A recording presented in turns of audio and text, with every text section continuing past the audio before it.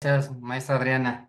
Le agradezco la iniciación de esta tercera sesión y también a Justicia, Tributo y Equidad que nos permitan impartir este curso Análisis Práctico del Código Nacional de Procedimientos Civiles y Familiares. Ya es nuestra tercera sesión y esperemos seguir avanzando para lograr el objetivo planteado desde nuestra primera clase.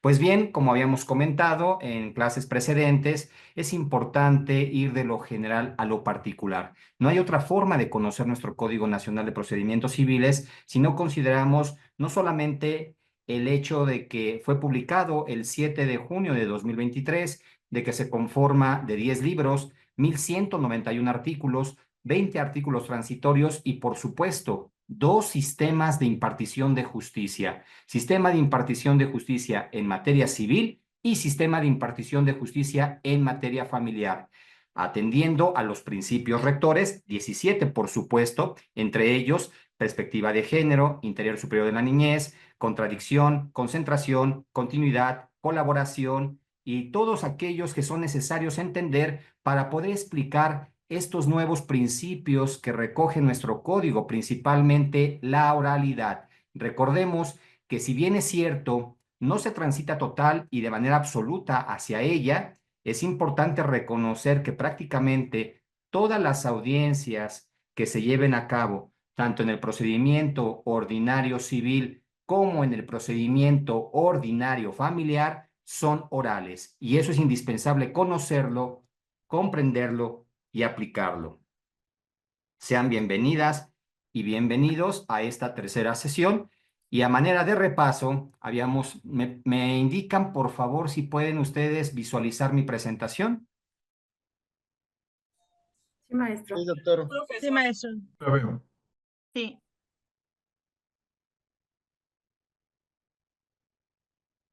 Perfecto. Veo caras nuevas. Me da gusto que hayan aceptado la invitación. Y bueno, para quienes no nos pudieron acompañar, esta diapositiva junto con las que siguen son importantes para reconocer fechas, para reconocer artículos, partes, libros, transitorios, sistemas de impartición de justicia, principios rectores y, por supuesto, esa prevalencia o esa tendencia que existe hacia la oralidad. Aquí hacemos hincapié y somos muy claros y honestos. Quien no reconozca a la oralidad como esa columna vertebral que prácticamente permea cualquier proceso jurisdiccional hoy en México, pues como decía el decálogo de Eduardo J. Couture, dejará de ser menos abogado, por lo menos en México y por lo menos en el contexto temporal del día de hoy. Prácticamente la tendencia es clara, es constante y hacia ella nos dirigimos todos los días. La oralidad como uno de los grandes principios o características como lo establecía el Código Nacional de Procedimientos Penales, las reformas en materia laboral y cualquier otro proceso que incluso antes de la entrada en vigor del Código Nacional de Procedimientos Civiles y Familiares ya se había contemplado con esa precisión, la oralidad, es decir, buscar que la administración e impartición de justicia sea ágil, expedita, pronta, gratuita, pero también con el ánimo no solamente de agotar los formalismos que son necesarios, conservando nuestra tradición jurídica, pero considerando que también la solución del conflicto es lo que más apremia. Entonces, recordando esta diapositiva que no se nos puede olvidar, tenemos que tenerla muy presente. ¿A partir de cuándo se publica este Código Nacional? 7 de junio de 2023, donde en el Diario Oficial de la Federación, toda vez que la facultad hoy se encuentra establecida en la fracción 30 romana o 30 simplemente del artículo 73 constitucional de nuestra Constitución Política de los Estados Unidos Mexicanos, que permite o faculta al Congreso de la Unión legislar en materia procesal civil y procesal familiar. Este Código Nacional, lo hemos dicho y lo reiteramos nuevamente, se compone solamente de 1,191 artículos y se divide en 10 libros. Además, cuenta con 20 artículos transitorios y es importante, yo diría, conocerlos, por supuesto, pero tomar en cuenta el 19º y el 20º, porque la pregunta que nos hacen a los que nos dedicamos a capacitar en cuanto a este código es si ya entró en vigor y precisamente la respuesta se encuentra en el transitorio 19º como el 20º. Estos dos transitorios son importantes porque estamos hablando de los procedimientos de interdicción y el procedimiento especial de declaración de ausencia. Además de que hemos establecido que tiene 17 artículos, perdón, 17 principios rectores y que estos principios rectores se aplican prácticamente para todos los procedimientos, sean ordinarios, especiales, sumarios, todos los procedimientos que se encuentren incorporados en el Código Nacional de Procedimientos Civiles y Familiares consideran estos 17 principios rectores. Se encuentran en un solo artículo, el artículo 7, y por supuesto, no podemos soslayar, no me cansaré de decirlo, hay una tendencia marcada, prevalente, inclusive como prioridad número 1, en donde se establece que la forma de litigar conforme a la entrada en vigor es con tendencia hacia la oralidad. Tenemos estos libros, ya no es necesario leerlos, se va a compartir este material. Son los 10 libros de nuestro Código Nacional, los artículos transitorios, por supuesto, cuando entra en vigor. Y aquí hay que destacar, para hacer este resumen de manera integral y exhaustiva, 19º, en donde se establece clara y expresamente que se derogan los procedimientos de interdicción, y el artículo 20, perdón, el número 20, procedimiento especial de declaración de ausencia por desaparición. Aquí hay que hacer una anotación y una precisión. No estamos hablando de una cuestión penal, sin embargo, el fenómeno surge precisamente en una cuestión delictiva. ¿Cuántas personas desaparecen hoy en nuestro país? Miles, miles de personas. ¿Y qué sucede en su contexto familiar? ¿Qué sucede con su contexto civil? Precisamente este procedimiento que les compete hoy, conforme al código, a los jueces familiar, establecer cómo se lleva a cabo para efectos de que se pueda cumplir con las obligaciones pendientes, se pueda dar certidumbre, seguridad jurídica a los familiares más cercanos. Habíamos establecido también, y esto es punto muy importante, después de tomar este curso, ¿qué espero? Pues espero no solamente para quienes no habían tenido la oportunidad de un acercamiento a lo que es el código y para quienes ya lo tuvieron previamente, considerar que si bien es cierto, todos los artículos son importantes, todos, hay que leerlos, hay que estudiarlos, hay que comprenderlos y lo más importante, aplicarlos en la práctica, poder dar una asesoría, una consultoría, poder estar en un procedimiento ordinario civil, un procedimiento ordinario familiar y por supuesto participar en las audiencias. Pero para que se pueda llevar a cabo lo anterior, necesitamos tomar en cuenta que hay artículos que sí o sí tenemos que conocer. Después de tomar este curso, además de los artículos que se vayan a revisar, pues estos son los básicos. Llamémosle muy relevantes, pero serían también los que estarían incluidos en una cajita de los primeros auxilios.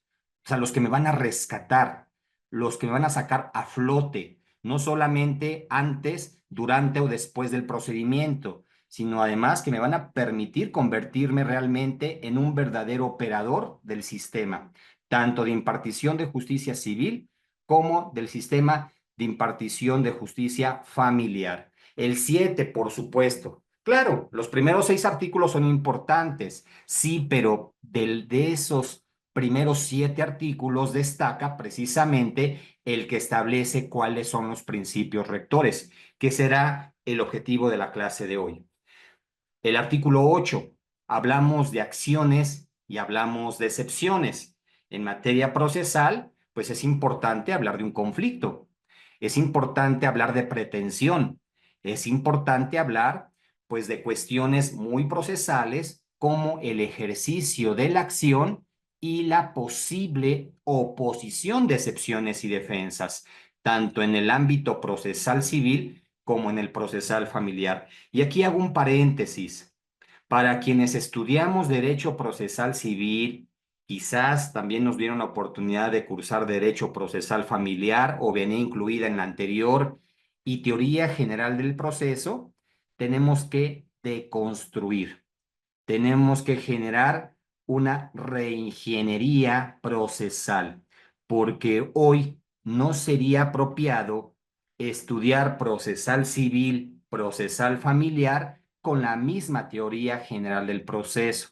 Y nos vamos a dar cuenta de ello porque no solamente es importante conocer a los principios rectores, sino los conceptos, los términos, categorías, constructos, reglas que permean y que se encuentran incluidos en este Código Nacional y que de alguna forma van a definir la forma en que se enseñe procesal civil y procesal familiar. Por eso es importante hablar del artículo 8, cuáles son los elementos de la acción, cómo se clasifican, no solamente mencionar que son personales, reales, el estado civil, el concepto de excepción, como esa oposición que hace el demandado para desvirtuar el ejercicio de la acción de la actora, pero también, y lo había comentado la clase anterior, entender que una cosa es la excepción y otra muy diferente es la defensa.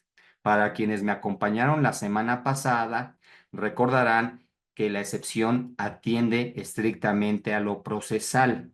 Puede ser una excepción dilatoria, perentoria, de previo y especial pronunciamiento, etcétera. Pero la defensa tiene una connotación más sustantiva. De hecho, eso es importante señalarlo, porque mientras las excepciones las voy a encontrar en el artículo 63, las defensas las tendríamos que buscar en los códigos civiles. Y aquí tenemos una coyuntura importante que apreciar y que explicar, porque lo único que se modifica y lo que entró en vigor el 7 de junio de 2023, pues fue el Código Nacional de Procedimientos Civiles y Familiares. No entraron en vigor nuevos códigos civiles. Los códigos civiles que tenemos al día de hoy es derecho positivo y derecho vigente. Siguen aplicándose. Entonces, hay que tomar en cuenta porque estamos hablando de disposiciones jurídico-normativas de carácter procesal que se encuentran en un mismo código. Tenemos que hablar de la competencia. ¿Quién es competente para conocer, por ejemplo, de acciones personales? ¿Quién es competente para conocer de acciones reales? ¿Quién es competente para conocer de juicio sucesorio, vía testamentario o intestamentario?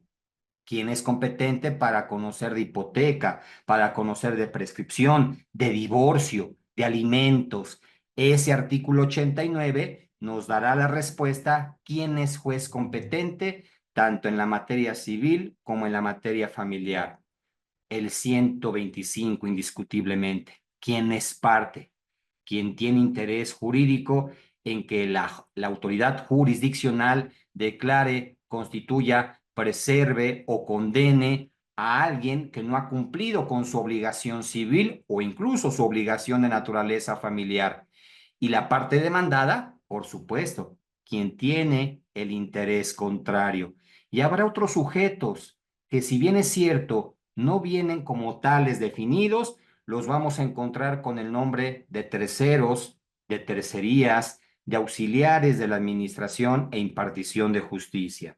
De ahí pasamos al 167, que es importante reconocerlo, porque dice la teoría general del proceso, las resoluciones judiciales es un género y dentro de ese género tenemos especies, tenemos autos que pueden ser preparatorios, pueden ser provisionales, definitivos, tenemos decretos y por supuesto, indiscutiblemente tenemos las sentencias que pueden ser interlocutorias y definitivas, y así lo considera este artículo 167.